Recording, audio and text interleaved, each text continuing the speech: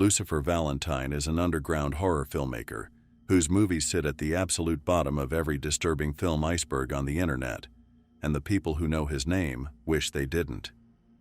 For nearly 2 decades, his Vomit Gore Trilogy has been traded in private forums, analyzed in closed Facebook groups, and sought out by viewers chasing the darkest rabbit hole extreme cinema has to offer. The films, Slaughtered Vomit Dolls, Regurgitated Sacrifice, Slow Torture Puke Chamber, were released through Unearthed Films between 2006 and 2010. Shot on consumer-grade cameras, edited into deliberate chaos, marketed as a new subgenre the director himself named Vomit Gore. Critics dismissed the trilogy as unwatchable. Fans defended it as transgressive art. But neither side was asking the question that would eventually tear the mask off entirely. Because the films were never really the story. The story was what happened to the women who made them. 2 of those women are now dead. Multiple others have come forward with allegations spanning more than a decade, stories of intoxication, exploitation, and contracts signed in the dark that could never be unsigned. The man behind the camera, a pseudonym, a ghost, a myth, operated entirely in the shadows for 15 years. He never gave an interview, never showed his face, never appeared at a single screening of his own work. Until August of 2025, when an investigation traced his IP address to a single apartment in Marina del Rey, California, less than an hour from Hollywood. The anonymous filmmaker at the bottom of the iceberg had an Emmy nomination, a visual effects resume, a real name. Some say the real horror of Lucifer Valentine was never the films. The films, they say, were always something worse than fiction. The year was 2006. YouTube was in its infancy. The found footage renaissance was about to explode with Paranormal Activity and Cloverfield. And somewhere in the underground, a VHS tape began circulating, crudely packaged, whispered about on early message boards, passed between collectors of what was then called the extreme horror underground. The film was called Slaughtered Vomit Dolls, a title that told you everything and nothing. The runtime was 71 minutes. The budget was rumored to be under $10,000, and the rumors about what happened on set began spreading almost immediately. What followed over the next 4 years was a trilogy of films that defy conventional description. Regurgitated Sacrifice arrived in 2008, followed by Slow Torture Puke Chamber in 2010. Together, they formed what the director called the Vomit Gore Trilogy, a phrase he invented, a genre he claimed to have birthed, a cinematic language that belonged entirely to him. The films share a connective tissue beyond their grotesque titles. They follow a character named Angela Aberdeen, played by a young woman named Amiara LeVay, through a nightmare landscape of bulimia, self-harm, sexual violence, and psychological degradation. The camera never pulls away.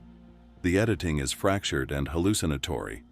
The audio is layered with screaming, distorted voices, and industrial noise. To this day, viewers who have seen the trilogy describe it the same way, not as films they watched, but as films that happened to them.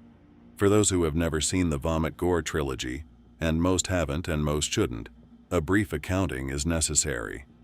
Not for shock, for context.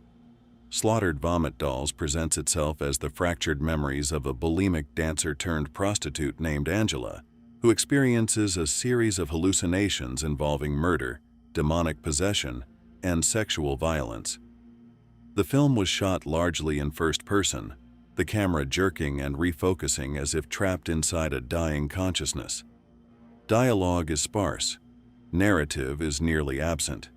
What remains is texture. And the texture is relentless.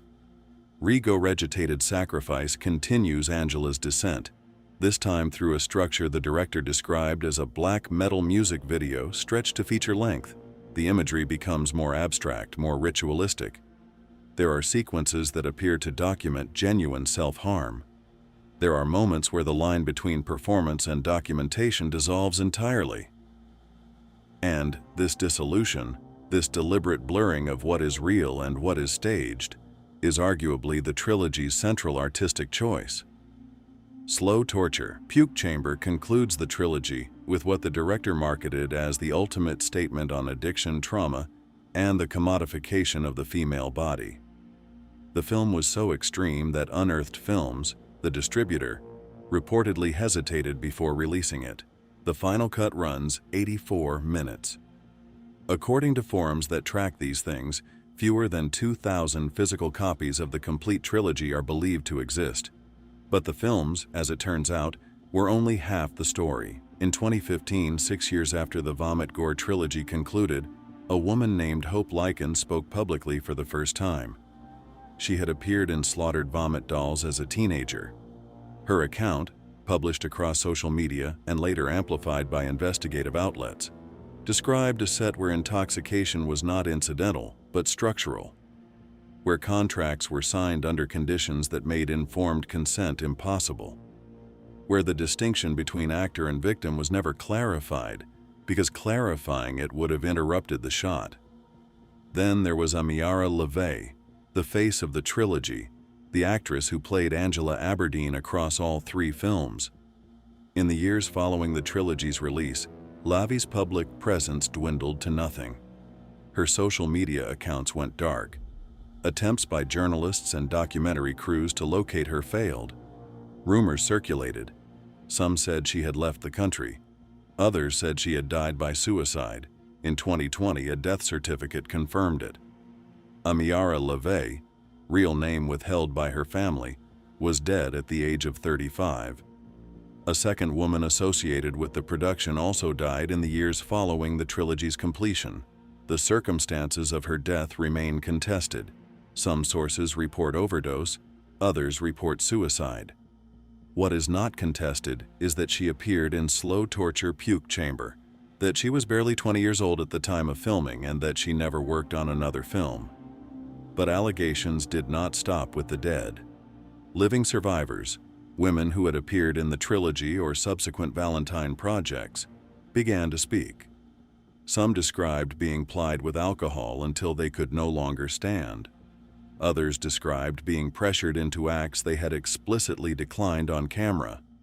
Several described the same pattern: a charismatic filmmaker who promised artistic transcendence, who spoke about arto and bataille and the limits of the body, who made you feel chosen, and who, once the camera stopped rolling, disappeared entirely. The pattern was consistent across years, across women, across continents. The filmmaker, whoever he was, had built a machine designed to extract, not to create.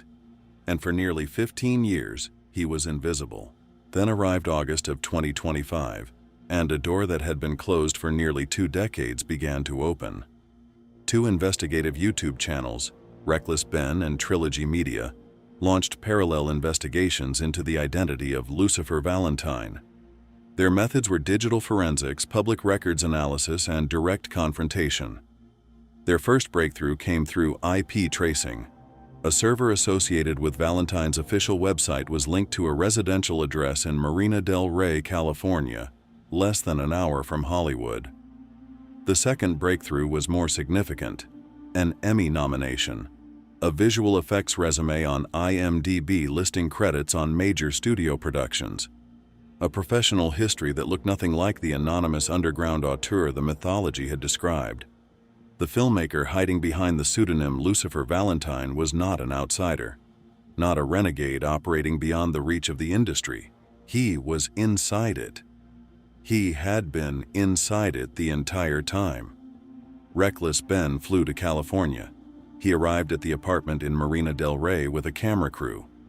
What happened at that door, the confrontation, the denial, the body language, the silence, has been viewed over 300,000 times as of this recording. And it raises a question that the horror community is still struggling to answer. If a film is made without consent, is it still a film? If a director builds a career on the suffering of women who cannot say no, is he a filmmaker? Or something else? The Vomit Gore Trilogy sits at the bottom of the iceberg because people put it there. Because on some level, the horror community knows the difference between simulated atrocity and structural exploitation, even when it doesn't want to admit it. The films exist. They can be found, if you look hard enough. But the question that now trails every frame, every scream, every moment of the trilogy's 71 plus 76 plus 84 minutes of runtime is not whether the films are disturbing. The question is whether the camera was ever the most dangerous thing in the room.